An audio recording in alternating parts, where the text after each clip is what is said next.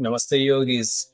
Today my topic is Pranayama and 5 pranas with 5 pranas or sub-pranas. And the most important thing I will tell you at the end, which prana is responsible, and this prana basically leaves your body after the death at the end. So this is the last prana in as after we leave the body, we leave this world. So this prana does not exist after that. Means after that there is nothing left inside our body. This is the last prana now. So this is a very interesting video. As I always mention, this is for serious yogis who are practicing, who are learning, who are growing pranayama. So as we know, pranayama is a combination of prana and ayama. So prana means vital force, a living being. If we are alive, if we are surviving, so it's to that vital force. Or you can put any other name like a force, like universal energy, power, but basically we can say vital force. So this is required to survive. So this is the meaning of prana, and ayama is to regulate. According to Swami Ramdev, he mentions that prana is our life. Prana is that vital force, that basically if we are praising something, we should praise prana, because this is the life. Now I will come in a very informative subject, prana, as I was getting this request to work on prana, what is prana and how many pranas, their importance in our life. As per science, we have 5 those internal vital force working. The first, the biggest, even in its structure, main prana, what we talk about in Ashtanga Yoga, we talk in our pranayama practice, prana. So prana exists, as we can give the proof, our breath enters through the nasal and it goes all the way in, throat, larynx, pharynx, trachea, diaphragm. So that's the existence of our prana.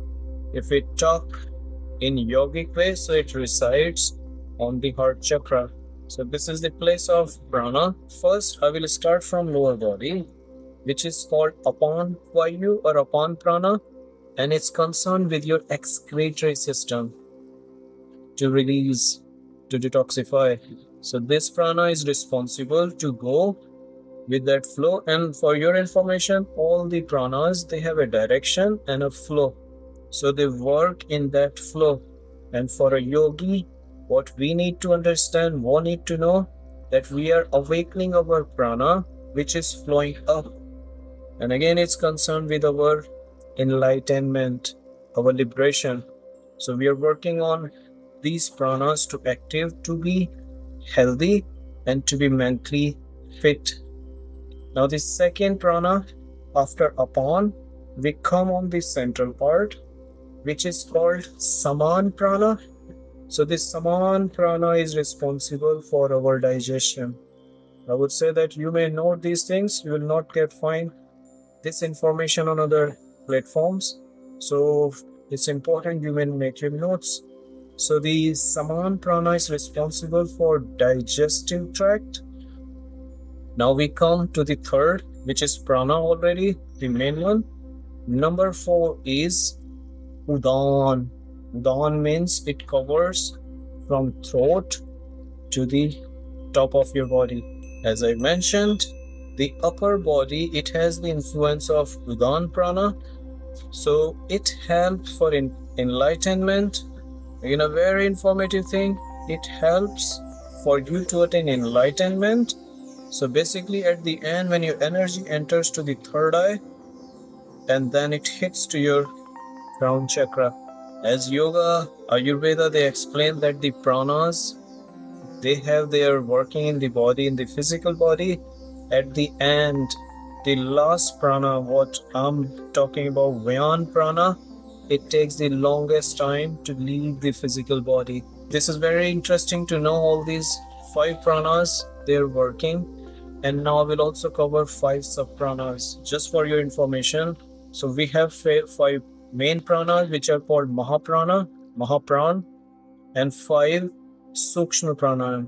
So Sukshma Pranas are, their working is less, the area will be lesser. So the first one is Nag, second is called Kurm, third is Krakal, fourth is very important, Devdat, just for your information. So this Devdat is for enlightenment. I was mentioning when the prana goes up here on the third eye, so enlightenment, you're very close for enlightenment. Devdat is responsible for that enlightenment. And the last one, as I mentioned in the starting, I will tell you which is that prana which leaves the body at the end. This is your Dhananjaya. You may write it down and you may also look for this prana, Dhananjaya. So this Dhananjaya is the heart. When your heart releases every single thing, all the flow, all the cells, the last cell when it stops working means that's all the pranas have been left from your body. So Dhananjaya is your last prana which exit out from the body at the end. So hope you enjoyed, hope you got information related with prana, how they work and their subpranas. And I would say if you really like, please hit the like button, put your comments, always ask questions. If you have a new query, feel free to write and share the video to those who are really looking for this guidance. And thank you for watching. Namaste.